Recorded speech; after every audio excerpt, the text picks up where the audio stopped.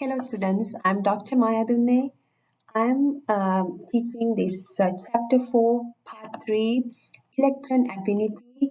We already covered ionization energy, which is how likely to atom lose an electron. Electron affinity is how likely atom gain an electron. Think about the trend, always metals lose electrons, non-metals gain electron. So with this saying that always when you go from left to right on the periodic table, electron affinity increases when you go from left to right. So on the right side, you have more electroaffinity elements. So always electroaffinity is easy to show in the main group elements. Always it associates with the electron configuration. So here you see sodium, um, so the potassium, calcium, and silicon here. So you see silicon has higher electron affinity here. So let's see why this is not like the exact trend, but it goes little ups and downs. So if you see the what is it, the electron configuration, you can see when it, at least if it is filled or half filled, it has a little bit higher electron affinity. It doesn't need it because by gaining, it loses its half filled or filled configuration. So here, same with the P shell. If you have like a P2, it likes to gain it. But if it is half filled, it doesn't like to gain because it doesn't make the half filled shell. So we're saying that we'll go to the question. My question is, for each pair of elements, indicate which one would you expect to have the greater first electron affinity. You have aluminum and silicon. So you look at the, in aluminum, it is group 3 element. So if you think about writing electron configuration of aluminum has 13 electrons. So neon 3s2, 3p1, it likely would remove that electron, right? But it doesn't like to gain electron. But if you think about silicon, it's p2, likely to gain electron because it is by gaining it at least make half filled. And at the same time, if you think about the position in the periodic table, silicon is more right in the periodic table than aluminum. So always silicon has high electron affinity than aluminum. Now we have to compare silicon and phosphorus, P. Let's see the position of them in the periodic table. Silicon and P. So look at the position. So according to the periodic table, phosphorus should have higher electron affinity, but that's not the case. Let me explain you why phosphorus already have P3. So if you think about the electron configuration, phosphorus is 2p3 is already half-filled p shell. So by gaining, it disrupts that half-filled configuration. So it doesn't like to gain an electron. So it likes to stay in the half-filled p state. So because of that, electron affinity of phosphorus is lower than silicon because silicon likes to gain an electron. And then I'm moving to the, so that's the explanation.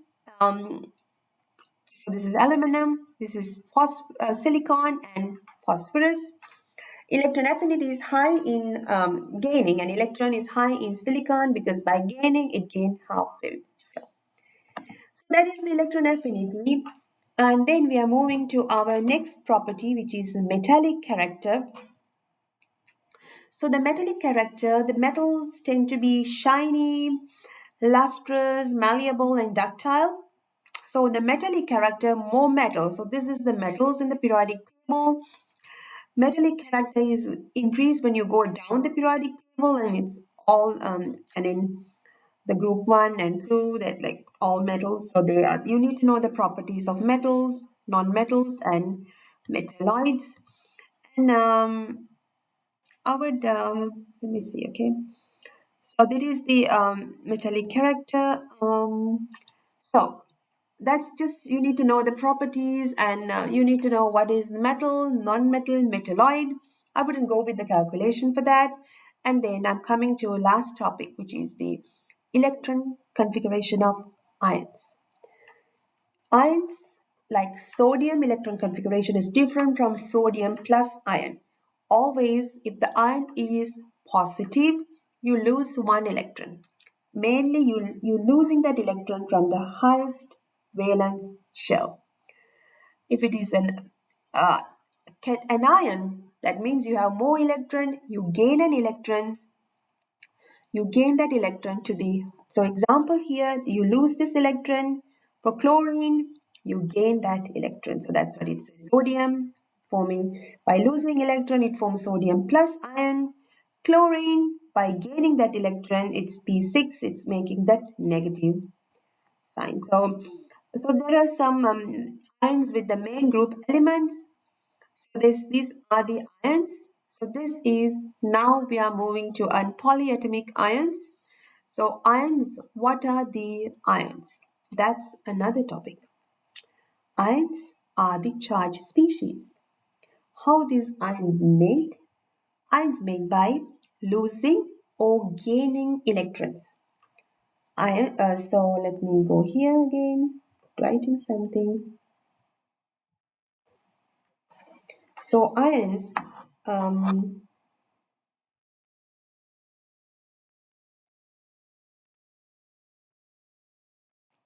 by gaining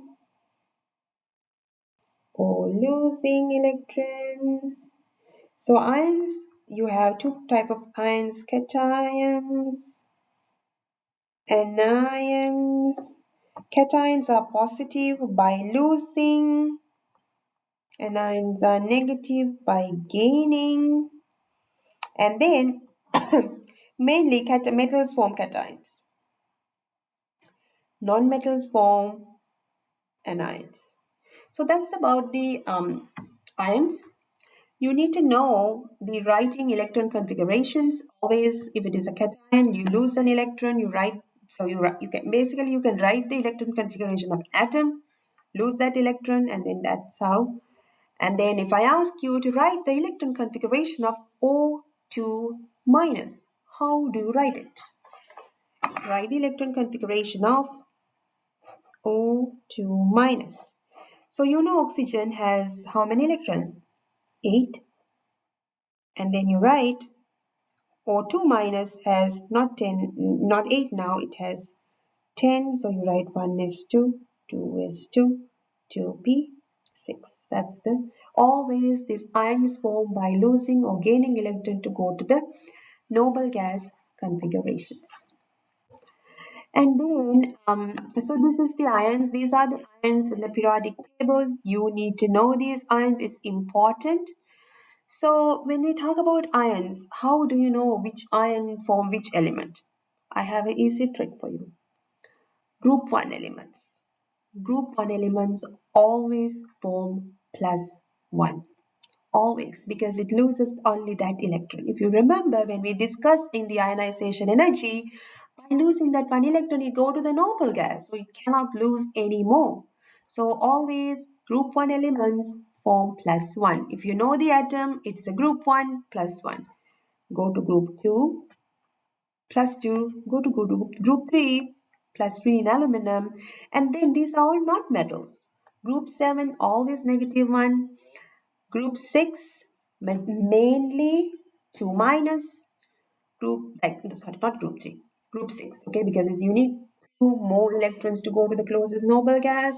Group, this is group 5, form 3, negative 3, group 4, negative 4. So this is the ions that form by the elements in the periodic table. So then they ask, write the electron configuration for the following ions. N3 minus.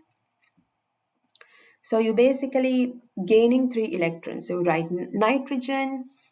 Nitrogen electron configuration is, if it is nitrogen has 5 electrons, so you write helium. Basically, this is easy.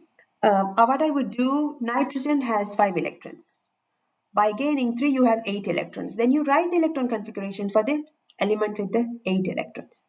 Barium has how many electrons? Barium, you look at the periodic table, where's the barium is at? Barium is at the very bottom. It has, let me see, okay. here. So you look at the barium, it's 56. Losing 2 electrons, go to the closest noble gas configuration of xenon. Okay, like that.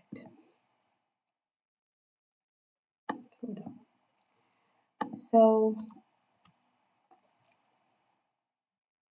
and then beryllium, it says 2 electrons losing. So that's how you write the electron configuration of ions. The D block elements, they form ions. They are metals. These metals form these elements form metals of more than one charge. Example, iron. Iron form iron 2 plus, iron 3 plus. That's the D block elements. There are so you need it mainly when you write the name or chemical name of the compounds. So write the electron configuration, D block element, it's very similar. Zinc is where you find where the zinc is in the periodic table. You lose the 2 electrons and you write the electron configuration. Actually, I think this is about the we talk about ionic radius, and then one thing, this is important, isoelectronic series. This is a new word coming to you. What is the isoelectronic series? Iso, elements with the same number of electrons. Example, O2 minus, F minus, neon, they have same regardless of the number of protons. O2 minus has 10 electrons. F minus has 10 electrons, neon. So this is an isoelectronic species. You need to know what is the isoelectronic species. Maybe definition. I may ask question. What is isoelectronic? Question. Identify the isoelectronic series in the following group of species and arrange them in the increasing radius. Potassium plus, potassium is 19, it's 18 electrons. Neon, where's the neon in the periodic table? So let me write it down first and then let's go to the periodic table. I have potassium, I have neon, I have argon, krypton, P3 minus, S2 minus, Cl minus. Okay, let's go to the periodic table so I can show you. Okay, I go here. Potassium is 19. Now I don't have 19, I have 18, right? Because it's loses one. Neon, 10. I know neon because there's no charge. Argon, 18. Krypton, 36. No charge because they're noble gases. And I go to P3 minus. So P3 minus, let me write it so it's better for you. Other than I'm saying and writing in my own paper, right? Okay. Okay. So my elements are potassium.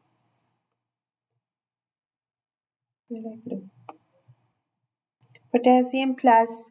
Potassium plus is 18 because it's 19. You lose one electron.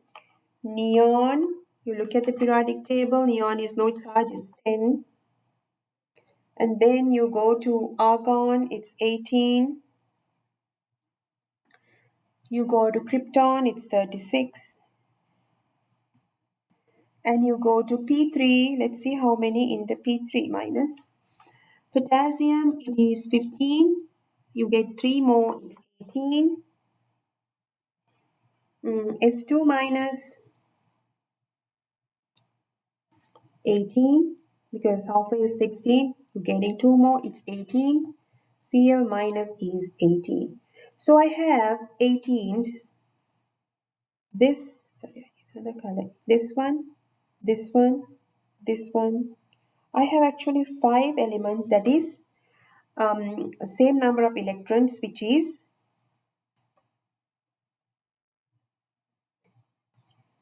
potassium, argon, P3 minus, P3 minus,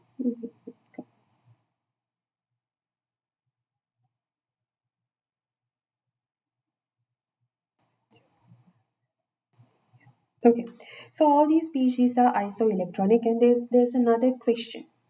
The other question is arrange them in increasing radius, I think, increasing them in the radius. So let's look at it. So potassium. So I have potassium,